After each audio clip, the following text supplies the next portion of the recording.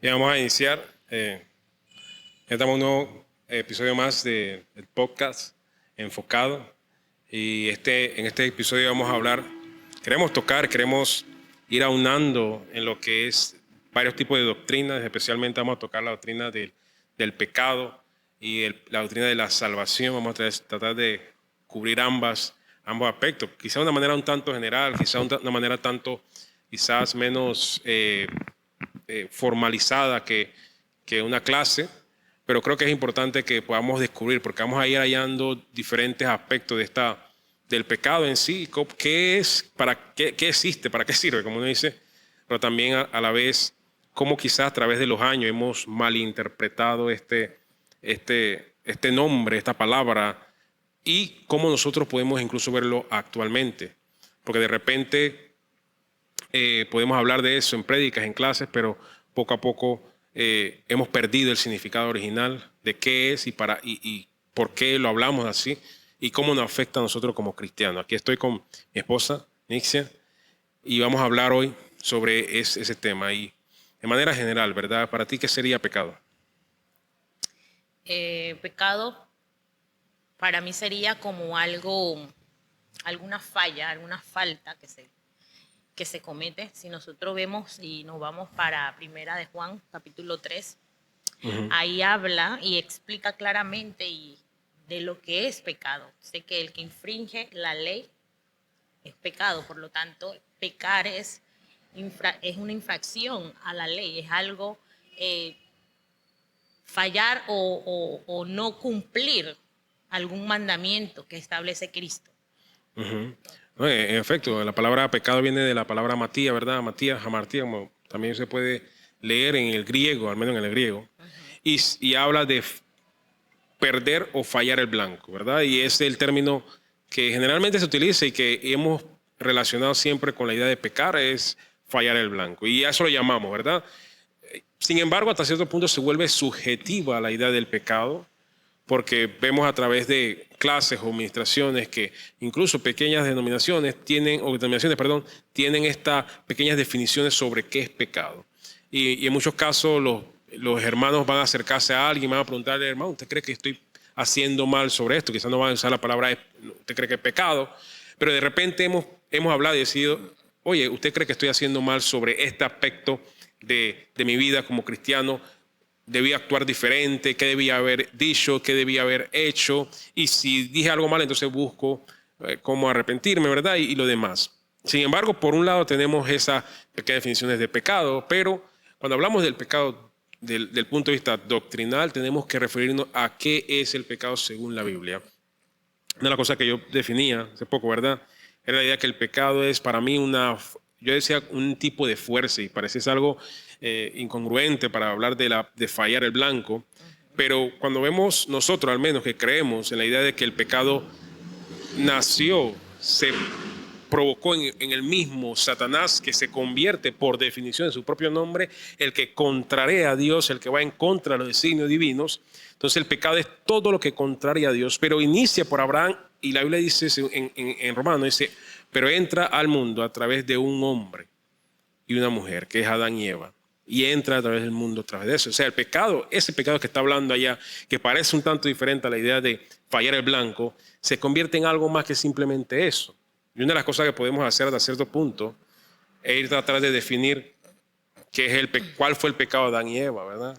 Y podemos decir, no, yo creo que fue la desobediencia o la vanagloria, porque uno puede decir desobediencia porque Dios le dijo, de todo árbol comerás, mas de este no comerás.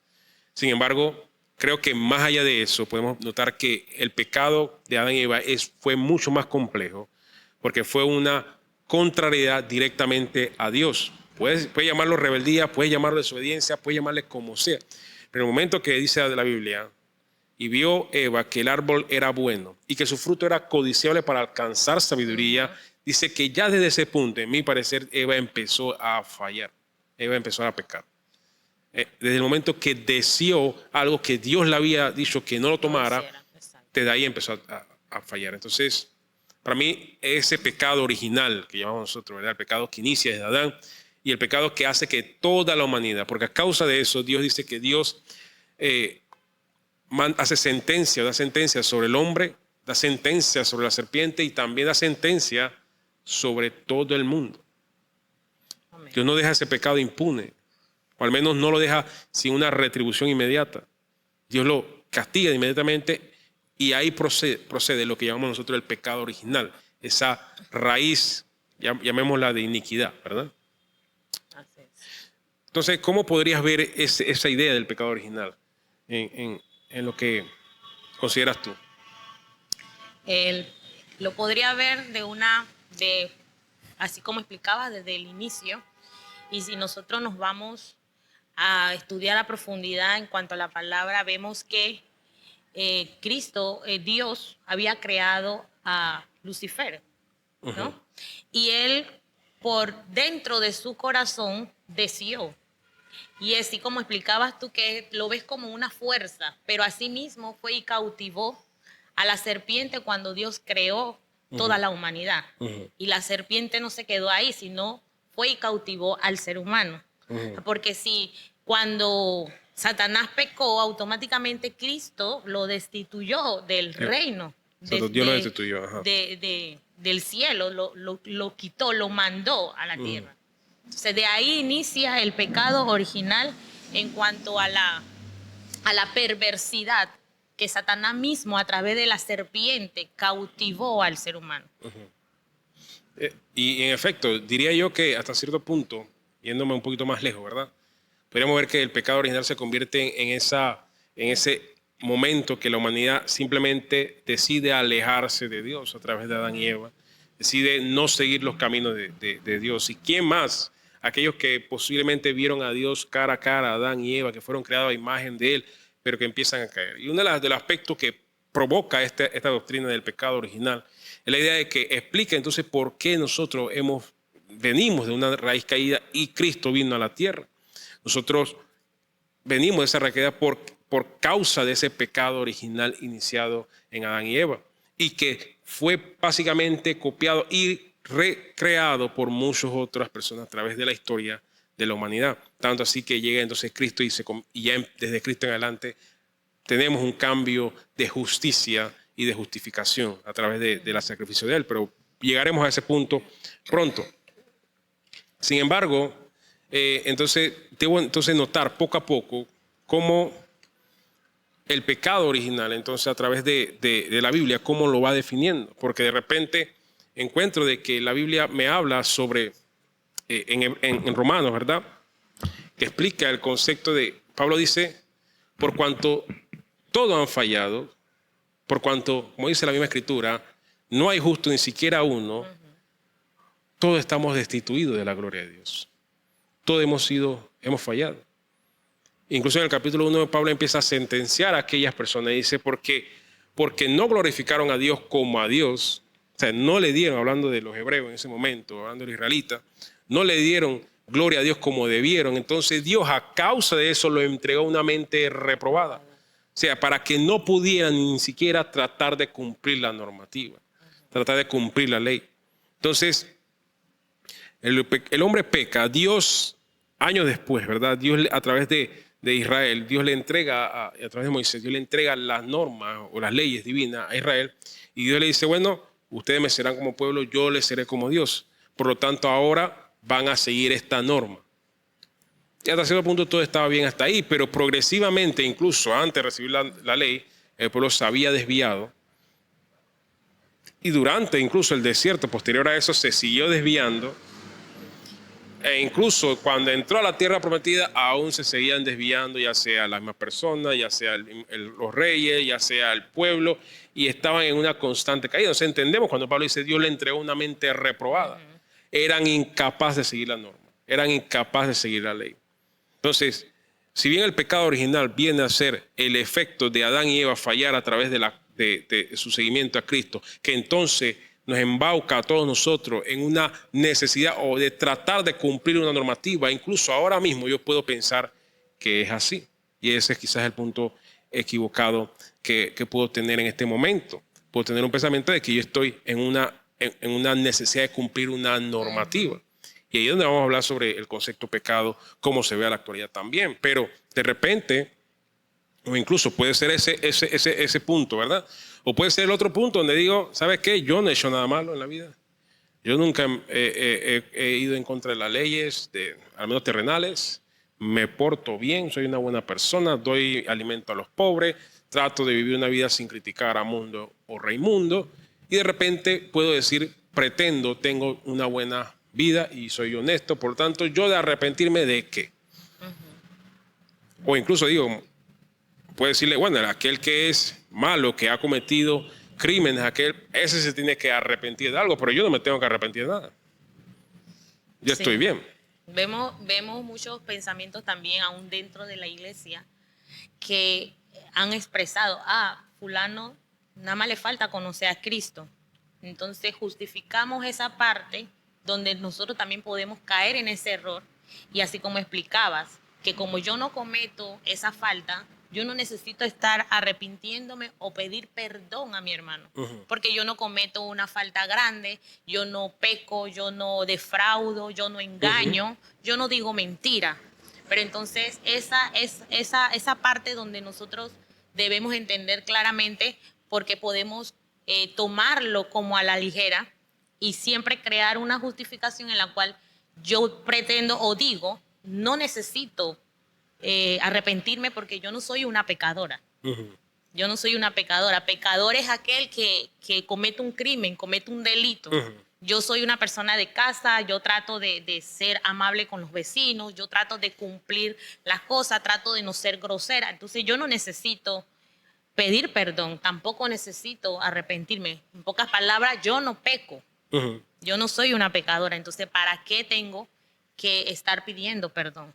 En efecto, y diría yo, el concepto ese, que yo necesito pedir perdón, o al menos yo no necesito arrepentirme de nada, o yo no tengo pecado en mí, va en contra de lo que dice Juan, dice, el que diga que no tiene pecado en sí mismo se miente. Y la verdad, dice, y la verdad, o sea, Cristo mismo, no está en él. Porque incluso Juan está escribiendo ya desde el punto de vista de la muerte y resurrección de Cristo, ya posterior a eso. Juan no está escribiendo antes de la muerte y resurrección de Cristo. Entonces Juan está diciendo, incluso posterior a la muerte y resurrección de Cristo, Juan está diciendo, el que diga que no tiene pecado, se engaña. Y la verdad no está en él. Porque él diría hasta cierto punto, y es la frase que a veces hemos escuchado, todos cometen errores, todos cometen fallas. Y no solamente errores naturales o regulares en el sentido de la normalidad, sino que incluso Juan le está elevando a un punto diferente, y es lo que vamos a tocar ahora. Porque, y es lo mismo que Pablo tocaba cuando hablaba sobre la ley y la capacidad de nosotros poder practicar esa ley. Y como nosotros a veces somos incapaces de practicar la ley como requiere. Pablo dice en Romanos 3, dice, versículo 19, básicamente está diciendo en ese pasaje, dice, porque a causa de la ley, a causa de la normativa, a causa de eso, entonces todos nosotros estamos bajo el juicio de Dios. Así es. Entonces, cuando leemos ese pasaje decimos, ¿pero cómo es esto? Y dice en el versículo 2 de ese mismo capítulo 3, dice, porque la ley fue dada a los judíos y la palabra de Dios fue dada a ellos. Pero a causa de que la palabra fue dada a ellos, nosotros entonces estamos bajo esa ley todos. Y dice el versículo 19, para que toda boca se cierre y todos estemos bajo el juicio de Dios. Para eso fue dada la ley. Y digo, wow. Porque de repente tú lees ese pasaje o al menos uno escucha la palabra ley y uno dice, la ley hay que cumplirla, hay que hacerla. Pero hasta cierto punto, ¿será cierto en ese sentido? Porque lo que entiendo es que incluso Hebreos después dice, era incapaz que la sangre de los machos cabrillos y de las ovejas limpiaran la corrupción, limpiaran la maldad, limpiaran el pecado de cada uno de nosotros. Entonces, por más que el sacrificio que se hiciera según la normativa, por más culto que se hiciera según la normativa, según la ley, era imposible cumplir para el hombre la ley a cabalidad y ser justificado a través de eso. Uno de los pasajes que Cristo da una sentencia impresionante, cuando el joven rico se le aparece a Cristo, sale en escena en el pasaje, ¿verdad? Y Cristo le pregunta si ha cumplido la ley, y dice, desde pequeño he cumplido toda la ley, ¿verdad? Y él se sorprende y dice, wow, bueno, te falta una cosa, vende todo tu dinero, todo lo que tienes, tus posesiones y dáselo a los pobres y ven y sígueme. Dice que el joven se fue muy triste y Jesús sentencia de una manera severa esa acción y dice, porque es más fácil que un camello pase por el ojo de una aguja que un rico entrar al reino de los cielos. tan fuerte fue la sentencia de Cristo que incluso los mismos discípulos se sorprendieron ante la sentencia de Cristo en ese sentido, porque uno diría, pero ¿cómo entonces uno va a llegar al reino de Dios? Hay que ser pobre, hay que morirse de eso. Pero incluso le está diciendo, mira a este hombre que posiblemente es un ícono de la sociedad. Todo el mundo dice, mira, el varón tal, sigue la ley, sigue la palabra como ninguno, cumple con todo, es honesto, no dice mentiras, no engaña a su mujer, no hace nada de eso, ¿verdad? Esa persona está garantizada para ganar el reino, ¿verdad? Garantizada para irse para el cielo. Y Cristo le dice, mira, este ni siquiera va a entrar. Más entra un camello por el ojo de una aguja. O sea, y entonces vemos esos pasajes cuando Cristo dice algo así que te saca de onda y dice, ¿cómo ahora esto se mastica? Porque estamos viendo la cosa de una manera bilineal, ¿verdad? Solamente dos cosas. ¿Tengo que cumplir la ley o no la cumplo? Y así la veo simplemente, la veo sencillamente de esa forma. Pero cuando leemos la palabra y cuando empezamos a comprender, vamos a entender que primeramente la gracia juega un papel importantísimo, más que esencial para nosotros, pero también que la palabra de Dios no era para simplemente leerse tan fácil y tan entendible. Veamos lo que Cristo dice en el Sermón del Monte. Cristo en el Sermón del Monte le dice, porque ustedes han escuchado, ustedes han leído o han sido enseñados sobre esto, pero yo les digo que si solamente tienen que pensar y ya han cometido pecado. No tienen que matar a su hermano para cometer homicidio, tienen solamente que llamarlo fatuo, necio. Tienen que odiarlo en su corazón para cometer pecado. Entonces damos cuenta de que Cristo está diciendo, y le dice, porque si su justicia no es mayor que la de los fariseos y escribas, entonces no es suficiente para entrar al reino. Fariseo y escriba, el joven rico, personas que trataban de cumplir la normativa, la ley judaica, la ley mosaica de ese momento, donde trataban de, los fariseos eran tan religiosos que daban el diezmo hasta de la mente y el comino, de todo lo que todos daban el diezmo. Entonces no se le guardaba nada. Es como si nosotros diéramos el diezmo de incluso del centavo que recibo, ¿verdad? Sí. Entonces, imagínense, esos eran los escribas y fariseos, por tratar de cumplir la norma. Y Cristo le dice, ustedes ponen normas que ni siquiera pueden seguir. ¿Pero por qué no pueden seguir? Porque lo hacen no de corazón, lo hacen porque tienen que hacerlo. O por querer ser visto. También. Por querer ser visto. Exacto. Se ponen en las plazas y oran a grandes voces, levantan las manos para que todo el mundo lo vea. Y Cristo, no sean como ellos. No hagan así. Cristo no le está diciendo a los fariseos, ustedes no oran. Cristo no le está negando que ellos oran. Cristo le está diciendo, ustedes oran, pero ustedes oran para que sean vistos. O sea, ustedes practican la ley de una forma básicamente de mercadotecnia, de básicamente decir, oye, mira, yo soy tan santo y tan bueno y tan bonito, me he visto como santo, hablo como perfecto, y de repente, pero dentro de ti estás muerto, eres un sepulcro blanqueado. Y cuando Cristo empieza a hablar del Sermón del Monte y toma ejemplo a los fariseos y empieza a decir, porque el que codicia a una mujer en su corazón ya ha cometido adulterio con ella, entonces diría, ¿quién no ha codiciado a una mujer? ¿O quién no ha llamado a su hermano fatuo en algún punto? Cristo elevó. Pero más que elevó, Cristo estaba, básicamente en ese momento, Cristo estaba interpretando la ley. Era lo mismo que hacían los judíos en ese momento. Por eso que había personas que se llamaban intérpretes de la ley. Y lo que hacían era que de repente tenían una situación, quizás que era un tanto cotidiana, pero que llevaba un tipo de complejidad y decían, pero yo hice esto, hice lo otro, yo vi esto. Y venía el intérprete, que era alguien estudiado, un rabino, alguien con conocimiento de la ley, y empezaba a leer la ley judaica, la ley mosaica, veía todos los pasajes, incluso escudriñaba otros comentarios de la Tanaj, y de repente decía, ¿sabes qué? Yo creo que si cometes esto, haces esto un poquito más, estás pecando entonces. Pero lo que hiciste no estás. Interpretaban la ley. Pues decían, bueno, esto dice aquí, esto aquí, en eso dice esto, pero acá en Levítico dice lo otro, y entonces buscaban cómo interpretar la normativa para que las personas sintieran que estuvieran siguiendo la ley mosaica. Pero había hasta cierto punto un nivel de básicamente acomodo a la ley, de tratar de cumplir la ley, pero de un punto de vista simplemente para decir la estoy cumpliendo. Y Cristo le dice, mira, ni la estás cumpliendo, no tienes que tocar a la mujer de tu hermano, nada más tienes que codiciarla. Y con eso ya es suficiente. No sé, imagínate a alguien que estaba tratando de cumplir la ley porque le gustaba una hebrea y le decía, pero es que ahora incluso solamente deseándola en mi corazón. medio que todos dijeron, es imposible entonces seguirla. Y Es imposible entonces seguirla. una de las cosas que también vemos que Jesús trataba de decirle de que no, el pecado no solamente era algo que tú podrías ver, algo que se podía ejecutar, una acción vista, sino es que el pecado ya venía de lo interno. O sea, simplemente desde el punto de vista interna del ser humano, ya con el deseo. Y como iniciamos, que estábamos hablando desde el principio, cuando Eva pecó, podíamos haber, que comentamos que dijimos que podría decirse que era por falta de obediencia, porque desobedeció, por rebeldía, pero simplemente por el hecho que deseó. Eva vio y anheló en su corazón ese deseo de querer comer de ese fruto. Ahí es que inició. Entonces, cuando Cristo vino, eso era lo que Cristo estaba planteándole, de que no es por lo que tú puedes hacer en el momento o por una acción vista, sino es que en el momento es por un deseo que Simple viene de tu corazón, que ya viene pervertido, ya es una iniquidad que está arraigada en el interior. Y eso era lo que Cristo estaba presentando y dándole esa explicación, que si ya ves a una mujer y no la tocas, pero automáticamente pecas, porque la codiciaste, la deseaste. Y así mismo es que lo que Cristo estaba explicándole al pueblo en ese momento.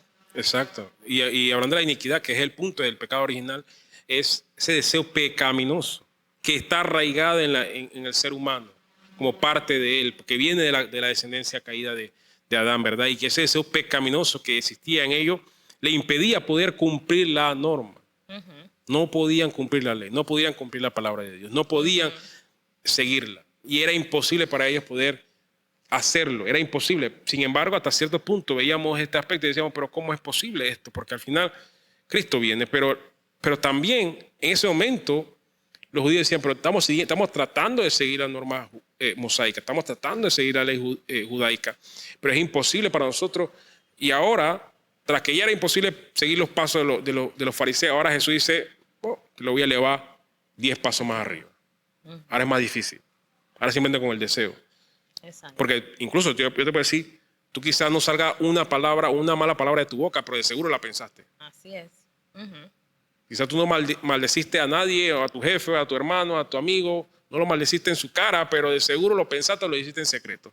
Y dirás, bueno, no estoy cometiendo pecado, porque no se lo dije frente a frente, pero Cristo está diciendo, no, desde que lo pensaste. Por eso es que ahí Cristo le decía a los fariseos hipócritas, porque es algo que no hacían visiblemente, pero de seguro que en su interior lo pensaban y lo deseaban. O sea, ahí es donde Dios llamaba hipócrita, porque era algo que aparentaban ser, pero no lo eran. Exacto.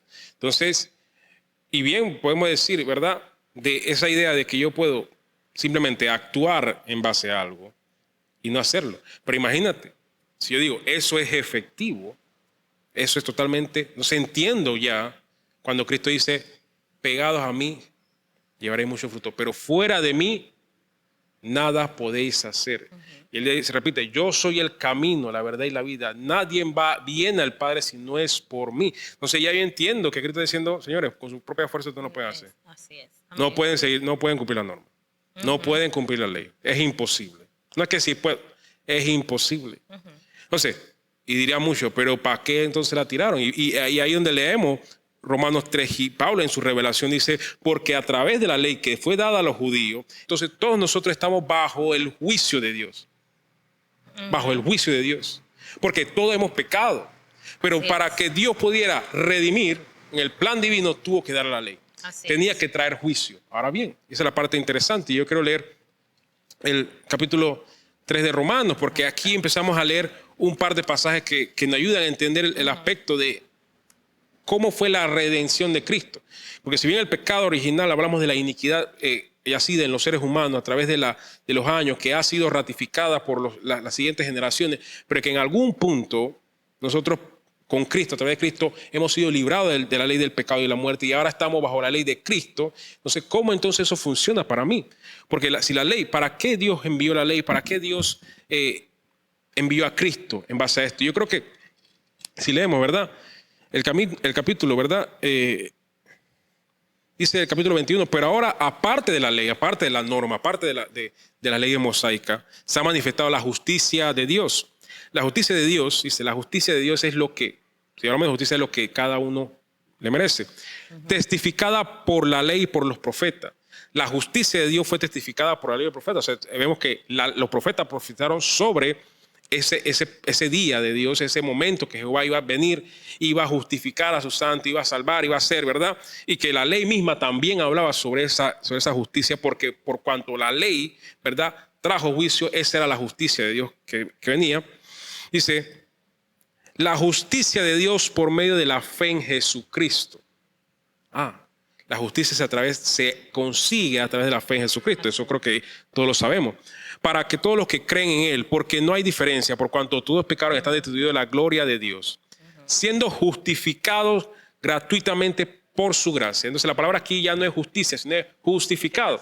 Y hay una diferencia entre justicia y justificado, una diferencia ahí, aunque suena muy parecido y pareciese conjugaciones diferentes, pero hasta cierto punto hay una diferencia. ¿Por qué?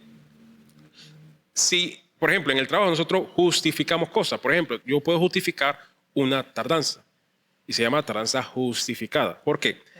Nadie niega que llegaste tarde o nadie niega que faltaste un día. Tú faltaste el día o llegaste tarde un día.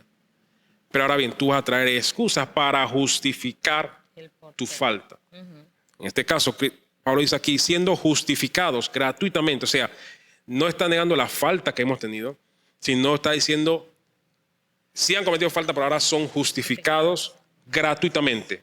O sea, gracia y gratis, le está diciendo aquí. Porque después Pablo dice, la paga del pecado, ¿qué? Es la muerte. O sea, la paga del pecado, de la iniquidad del hombre, la paga de esa raíz era la muerte. Pero hemos sido justificados, o sea, perdonados incluso habiendo faltado por gracia, mediante la redención en Cristo Jesús, ¿verdad?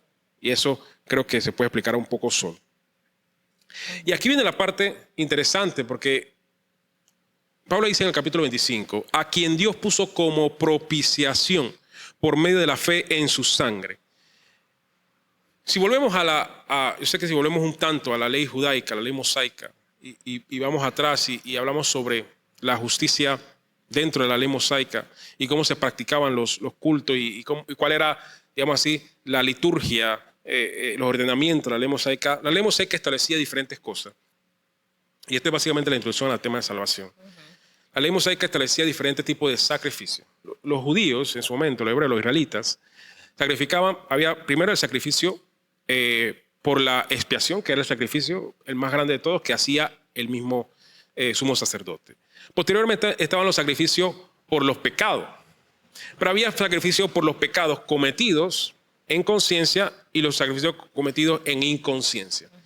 Entonces, eso lo daba la misma persona, lo daba el mismo que había cometido el pecado, el padre de familia, lo daba por su familia, y había un aspecto ahí del tema del chivo expiatorio, y todo eso lo vemos a través de la Biblia, al menos en el aspecto de la Torá, el Pentateuco, ahí lo vemos, ¿verdad? Sin embargo, el sacrificio de la expiación, que se daba una vez cada año, y lo daba el sumo sacerdote, lo hacía el sumo sacerdote siendo, el representante del pueblo ante Dios. El sumo sacerdote daba ese sacrificio todos los años, una vez al año. Y cuando él terminaba el sacrificio de matar al animal, él tomaba la sangre del animal y con la sangre del animal le entraba al lugar santísimo. Dice que él derramaba la sangre del animal sobre el arca del pacto. El arca del pacto tenía algo que se llamaba el propiciatorio, que era la tapa del arca del pacto. Y sobre el propiciatorio estaban los dos querubines cubriendo lo que estaba el arca del pacto. Dentro del arca del pacto estaba la ley. Ahora bien, mira lo que dice Pablo aquí. Mira lo que dice Pablo en capítulo 3 de versículo 21 de Romanos. Dice, a quien Dios puso como propiciación, hablando de Jesús, digo, propiciación, el propiciatorio, por medio de la fe en su sangre. Jesús fue el que cubría la ley y fue el que la sangre fue derramada sobre él mismo. Porque cuando el sumo derramaba la sangre del animal sobre el propiciatorio, era para que la ley no juzgara, no trajera juicio y condena sobre el pueblo. haciendo sombra de lo que Cristo hizo. Y Pablo le entiende en ese momento, dice, porque Jesús entonces se convierte en ese propiciatorio para nosotros, ese que cubría la ley de nosotros, hacia nosotros, ese juicio divino, porque la ley traía juicio. Pablo dice en el capítulo 19, porque a través de la ley todos estamos bajo el juicio de Dios. Sí, señor. Entonces, Cristo se pone como propiciatorio, cubriendo la ley, completando la norma. Amén. Y derramando su propia sangre a través, entonces Él cubre eso, lo mismo que hacía el sumo sacerdote. Dice Pablo, dice, a quien Dios puso como propiciación por medio de la fe en su sangre, para manifestar su justicia a causa de haber pasado por alto en su paciencia los pecados pasados. Y aquí cierra un paquete interesante, porque cuando nosotros hablamos de Pascua, en inglés se conoce como el Passover, que es pasar por alto. Y eso hace referencia a los judíos, a los israelitas en Egipto, donde Dios le dice a Moisés, voy a matar a todos los primogénitos en la tierra de Egipto. Eso está, así textualmente se lo dice Dios, se lo dice a Moisés. A todos los primogénitos de la tierra de Egipto los voy a matar. Todos van a morir. Sin embargo, para los que los primogénitos de la tribu de Israel no mueran, entonces toma un cordero, mátalo, y la sangre del cordero píntala en los dinteles. Sí. Para que cuando venga el espíritu destructor, pase por alto la casa de los israelitas. Todos iban a morir. Sí. Y el que no tenía la sangre pintada, ahí también iba a morir también. Entonces, cuando Dios le dice eso a Moisés, y Dios cumple esa acción, y el pueblo es liberado, cuando Moisés está en el monte, recibiendo las leyes, recibiendo el tabernáculo, recibiendo todo, Dios le dice a Moisés, ahora todos los primogénitos de la tribu de Israel serán míos. No te omitirás ni uno. Todos serán míos. ¿Por qué? Porque les pasé por alto el pecado. Exacto. Pero yo debía morir. Por lo tanto, ahora todos son míos. Cuando la tribu de Israel en ese momento falla, empieza a adorar el becerro, los levitas se levantan con Moisés y hieren a sus hermanos, ¿verdad? Moisés dice, famosamente dice, ¿quién está con Dios y quién está conmigo, verdad? Y son los levitas los únicos que se paran al lado de Moisés. Y ellos hieren a su hermano, matan a miles de personas en ese momento, ¿verdad? Y Moisés le dice algo a los levitas, dice, ahora ustedes se han santificado a Dios. Posteriormente, Dios le dice a Moisés, después de todo eso, le dice a Moisés, ahora me pagarás con los levitas el rescate de los primogénitos, y los levitas serán para mí. Y incluso aquellos que no tenían la misma cantidad, o sea, porque los levitas eran menos que los primogénitos de la tribu de Israel, me los vas a pagar entonces con efectivo, básicamente. Con oro, me los vas a pagar. Pero había un rescate, no era gratis. Porque Dios ha dicho, todos los primogénitos son míos. Entonces, Dios le dice, te salvé los primogénitos de acá. Y mira lo que dice Pablo aquí, dice, a causa de haber pasado por alto en su paciencia los pecados pasados. Estamos no hablando de los judíos solamente, de los hebreos, estamos hablando del principio de la creación, desde Adán y Eva. Dios mismo trajo su ley para pasar por alto todos los pecados de la humanidad hasta llegar a Cristo. Y entonces Cristo, siendo el primogénito de todos nosotros, entonces se convierte en ese pago por nuestro pecado. Amén. Así como Dios le dijo a Moisés, todos los primogénitos serán míos. Entonces Cristo se convierte en el primogénito que Dios requiere para su sacrificio, que era lo que tenían que hacer los judíos en su momento. Dios le dice, todos los primogénitos son míos. O sea, yo puedo hacer con ellos lo que me da la gana. Puedo sacrificarlo a todos por el pago de la liberación de ustedes de Egipto. Pero entonces Cristo, todo eso será sombra, y Cristo se convierte en la manifestación de eso, siendo el primogénito. Como Pablo dice el primogénito de todos nosotros, primogénito de todos los que van a ser resucitados. Cristo se convierte en ese primogénito. Entonces, vemos la importancia de este aspecto, y Pablo empieza a definir el aspecto de la ley. ¿Para qué sirve la ley? Y más que para cumplirla, era para traer justicia y juicio sobre todos nosotros, porque era la ley. Pero Dios, en su plan eterno, Dios no quiere destruir al hombre. Así es. Dios entonces trae la redención, pero crea esta hermosa, hasta cierto punto, historia, ¿verdad?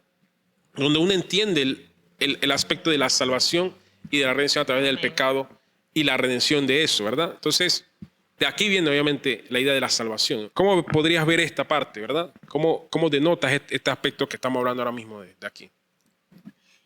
Con respecto a la salvación, es como es como lo dijiste, o sea, Cristo vino siendo el primogénito y él cubrió, como cuando hablamos de la Pascua, que pasar por alto, cuando explicabas sobre en la primogenitura del tiempo de las tribus de Israel y de los levitas. Ujú, Y cuando mencionaste que Cristo vino a ser el primogénito, o sea, ujú, debajo de Cristo estamos nosotros. ujú, O sea, por lo tanto, cuando Cristo vino y derramó su sangre, automáticamente nos cubrió, ujú, nos cubrió, nos guardó. ujú, Y ahí es donde Dios detona entonces el pasar por alto, donde viene la justificación de nosotros, porque Cristo fue el primogénito. ujú, Entonces ahí es donde nosotros podemos ver esa redención o la salvación que por la gracia nosotros la adquirimos. ujú. Entonces es esa parte hermosa que Dios nos da como un regalo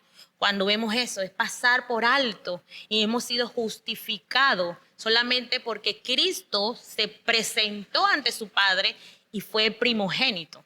Ujú, exacto. Cristo, siendo obviamente igual a Dios y conociendo el corazón de su Padre, entendía el propósito y le dijo, yo me voy a presentar. Él mismo se envió, él mismo decidió venir por nosotros y él mismo voluntariamente, él mismo decía, nadie me toma mi vida, sino que yo la Amén. pongo. Amén. O sea, nadie me quita la vida, nadie puede hacerlo. Yo pongo mi propia vida, ¿verdad?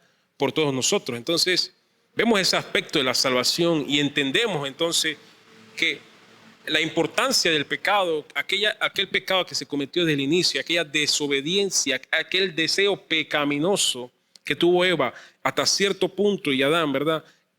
Hasta cierto punto totalmente independiente, caprichoso, solo bien viéndose a ellos mismos en ese momento. Cristo es totalmente lo opuesto a eso. Amén. Y por eso decimos, Cristo es el segundo Adán. Porque en Cristo entonces dice, yo hago la voluntad de mi Padre.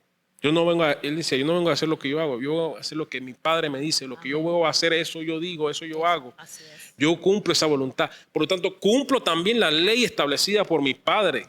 Amén. Por lo tanto, la ley que quebrantó Adán en su momento, yo la cumplo. La ley que quebrantaron todos porque eran incapaces, que además la ley lo enjuiciaba totalmente, yo la cumplo.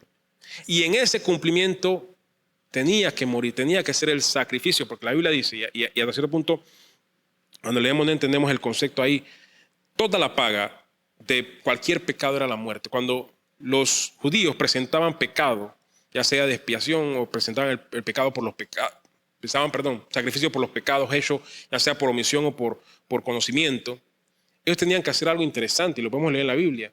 Ellos ponían su mano sobre el animal y después se lo daban al sacerdote para que procediera a hacer el sacrificio.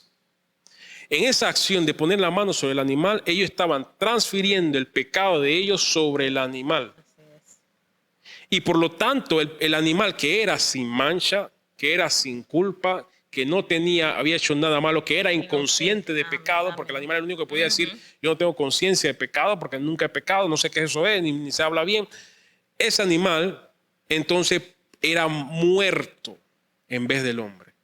Así es. O sea, no es que el animal tenía que morir, el hombre era el que tenía que morir.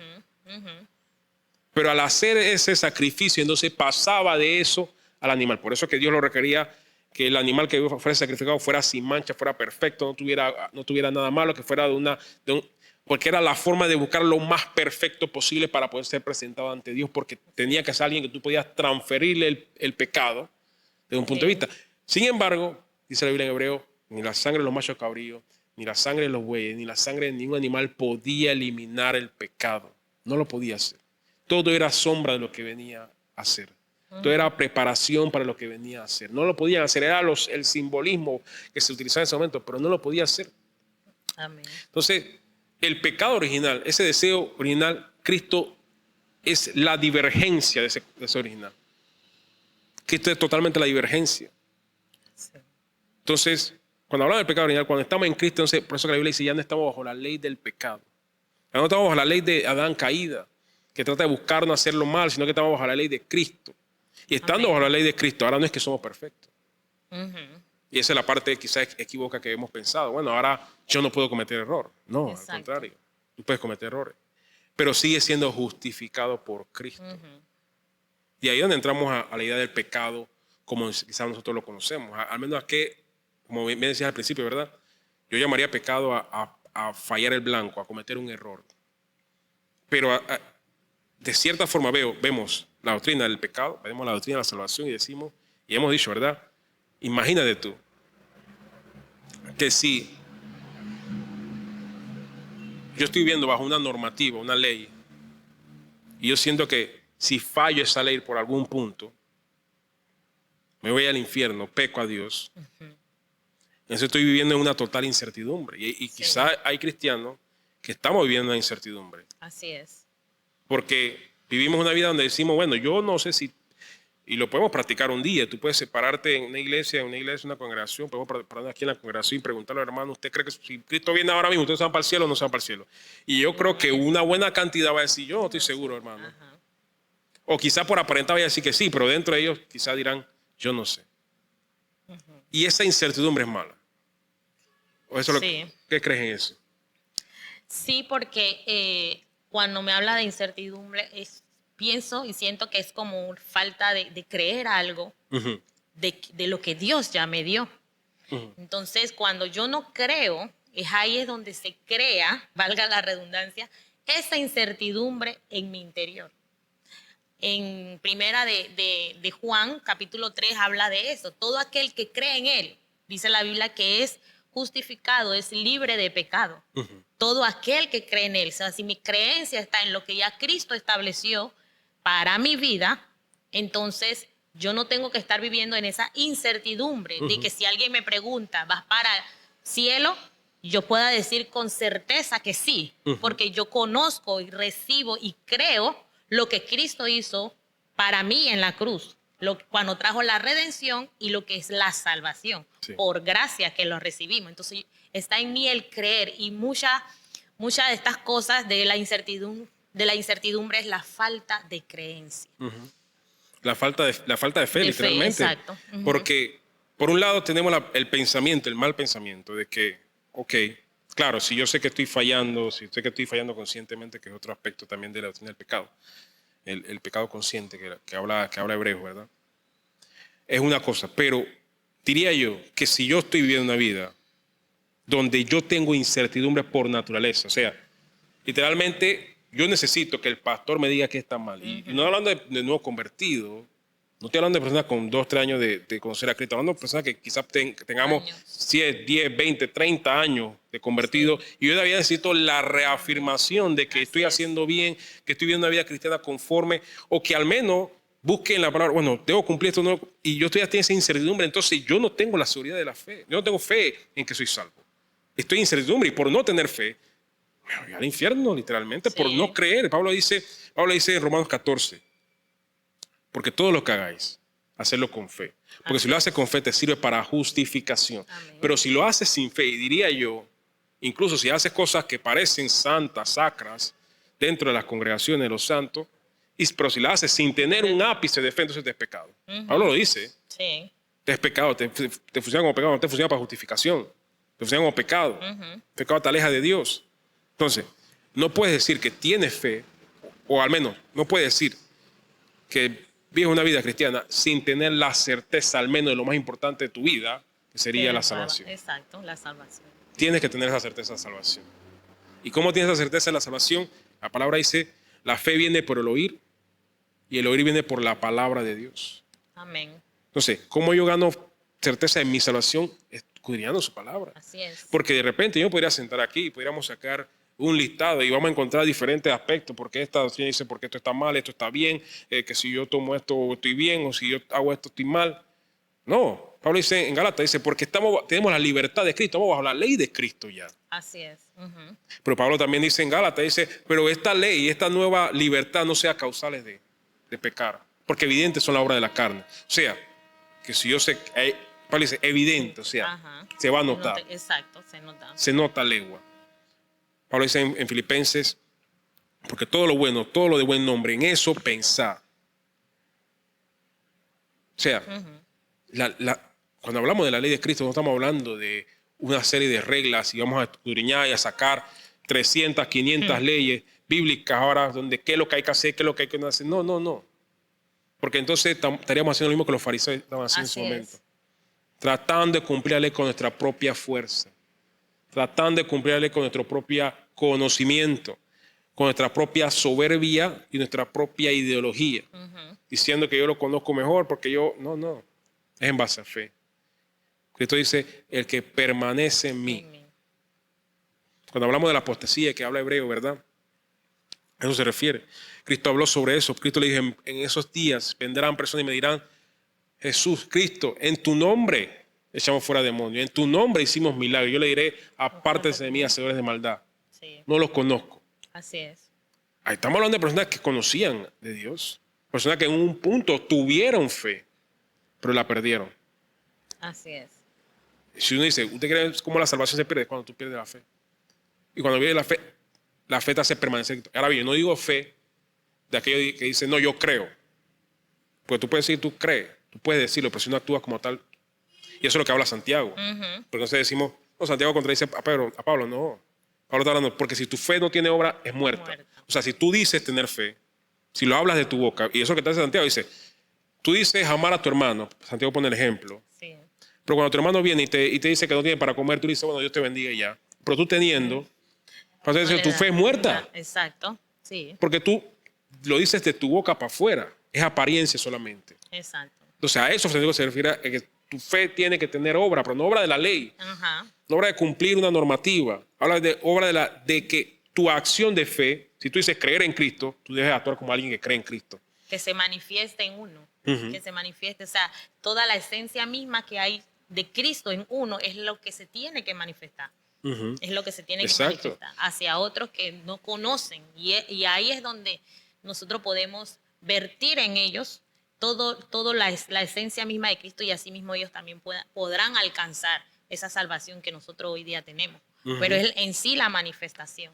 Exacto. Entonces la fe no se vuelve simplemente un amuleto que yo digo tener fe, porque yo puedo decir tener fe, yo puedo proclamar decir tener fe, pero no actúo como alguien que tiene fe. Entonces la fe tiene una acción operativa, no es una ley, no es una normativa, no es un reglamento que yo tengo que ahora mismo seguir al pie de la letra, sino que tiene una manifestación, como dices, mi fe tiene una manifestación. Así es. Tiene una acción que yo puedo decir, tengo fe. Cristo sale un momento viniendo de Jerusalén y llega a un punto y ve a una higuera y va a buscar comida y ve la higuera y dice, no tiene nada, y Cristo la maldice y la higuera se seca. Y salen los discípulos y le dicen, santo, voy a parafrasear, santo, ¿cómo hiciste eso? Cristo, aumentanos la fe. Y Cristo le dice, si tuvieras fe como un grano de mostaza, diría a este monte, pásate a ese lado y se te haría hecho. Cristo le dice, no se trata de aumentar la fe, se trata de tenerla. Exacto. No es la cantidad. No es como nosotros cantamos en ese corito, aumentanos la fe. No es sobre aumentar la fe. Tú necesitas tener más fe. Necesitas tener fe. Porque la fe es una manifestación de lo que tú crees. Y se manifiesta. Cristo tenía fe, por eso él la pudo manifestar como la manifestó.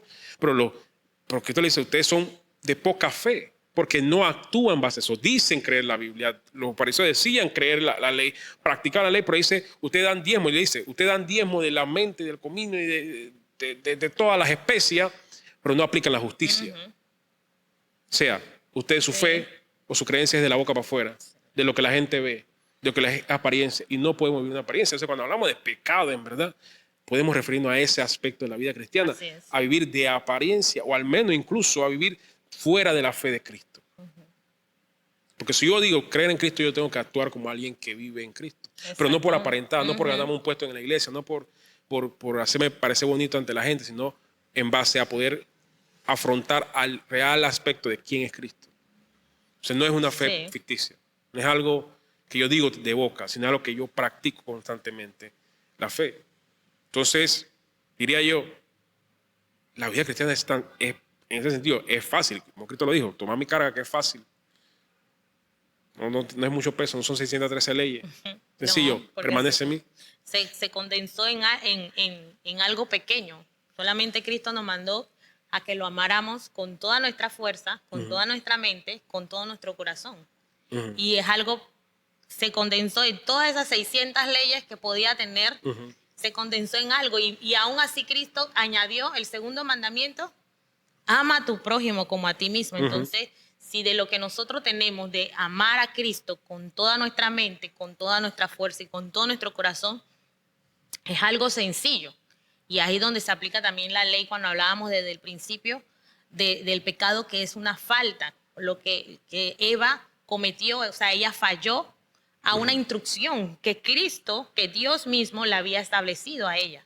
Entonces, todo eso se va condensando en algo tan sencillo que Dios, por su amor y su misericordia sobre nosotros, nos los trajo, para que no tengamos esa incertidumbre de poder decir, sí, yo creo en Cristo, sí, yo vivo para Cristo, sí, esto, pero es algo sencillo, donde nosotros tenemos que manifestarlo a través de la fe. Amén. Y digo, no podemos tener esa incertidumbre de nuestra salvación. No podemos tener esa incertidumbre como cristianos. No es algo piadoso tener algo por el estilo. No es algo bueno decir yo no estoy seguro que me voy para el cielo. Porque entonces no tengo fe en lo más importante por la cual estoy en la iglesia. Así es. Porque tú estás aquí porque te salva Dios, te salvó Jesús. Por más nada estás aquí. Porque si Cristo no hubiera, mismo Pablo dice, porque si Cristo no hubiera resucitado, vana hubiera sido nuestra predicación, vana hubiera sido nuestra fe. Van a entender que el aspecto de que Cristo resucitó de los muertos, entonces profetiza que nosotros también seremos redimidos así. Amén, así entonces, literalmente es parte de nuestra doctrina, la salvación y el pecado, ¿verdad? Hablamos de fallar el blanco cuando cometemos faltas conscientemente a través de eso, o cuando vivimos bajo un amarre del pecado. Porque Pablo dice en Romanos, porque ahora, si yo sé que donde hay pecado sobreabunda la gracia de Dios, permaneceré en pecado. No, porque ya somos libres del pecado, no permaneceremos en pecado. O sea, que ya no es por causa del pecado, ahora yo puedo simplemente cometer pecado y vivir en pecado, porque entonces no estoy actuando bajo la fe que digo tener. Sin embargo, sabiendo la fe que tengo y sabiendo el conocimiento que tengo, entonces yo no vivo en pecado, no vivo amarrado al pecado, vivo alejado del pecado. Y claro, hay faltas que puedo cometer porque soy humano y todavía tengo un cuerpo corruptible. Ahí es donde viene la palabra donde Pablo dice, porque yo tengo una ley en mis miembros que me dirigen a algo que yo no quiero hacer. Pero aún así, dice, prosigo la carrera. Permanezco moviendo al invisible.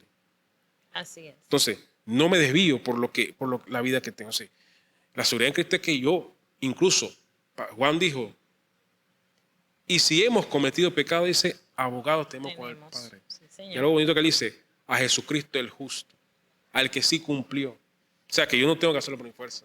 Si he cometido una falta, que cualquiera la puede cometer en algún punto, te puede agarrar un hermano en algún momento, te la cometiste la falsa, no te manda al infierno. Porque tienes abogados con el Padre, al que sí cumplió la norma, al que sí pudo vivir la vida como Dios la mandó, ¿verdad? Que sí pudo cumplir la ley como Dios la mandó. Entonces, al menos, sí me parece que viendo todo este aspecto, ¿verdad? Y creo que básicamente, al menos de una manera generalizada, como inicialmente planteamos, hemos visto lo que es la doctrina del pecado, la doctrina de la salvación. Y creo que es algo que nos llevamos aquí y esperemos que podamos incluso explicar aún mayormente esto, un punto de vista un poco más doctrinal, más dogmático, pero creo que hemos llegado al punto en particular. El pecado sí, hay un pecado original que maldijo a toda la humanidad, pero que en Cristo, entonces Cristo se comienza esa divergencia de ese pecado original y entonces aquellos que estamos pegados a Cristo, entonces vivimos ya no en delitos y pecados, sino ahora en la vida de Cristo. Sin embargo, esa vida nos trae entonces la salvación, a la cual debemos tener certeza de estar en Él. Así es. Al menos serían tus últimos pensamientos, tu última intervención antes de cerrar. Es muy interesante y nosotros debemos amar. Yo pienso que debemos amar ese regalo tan bonito que Cristo hizo por nosotros, porque no éramos merecedor. Cristo nos cubrió, Cristo se dio a sí mismo para que nosotros podamos alcanzar que por nuestras propias fuerzas no lo íbamos a poder alcanzar, no íbamos a poder cumplir una ley literal, porque somos pecadores, pues, pero Cristo se plació para que nosotros podamos entender y poder alcanzar esa salvación de una manera hermosa. Es un regalo que Cristo, y a través de la gracia que Dios ha depositado en nosotros, que no éramos merecedor, nosotros deberíamos haber pagado nuestros delitos y pecados, pero Cristo se entregó, Cristo nos cubrió, Cristo se dio a sí mismo para que nosotros podamos poder estar en la posición que ahorita estamos, que de poder alcanzar esa salvación, alcanzar la libertad que Él nos trajo. Y me gustaba mucho cuando explicabas que de la primogenitura de pasar por alto cuando se celebra la Pascua. Y eso fue lo que Cristo hizo a través de todo el escenario que Él hizo cuando vino a la tierra. Nos hizo pasar por alto a través de su Padre. Y la Biblia es clara y dice, nadie viene al Padre si no es por mí, por mi Hijo. Entonces nosotros podemos llegar a nuestro Padre a través de Jesucristo. Por Él, a través de Él que fuimos pasados por alto, nosotros podemos llegar al Padre. Amén, amén.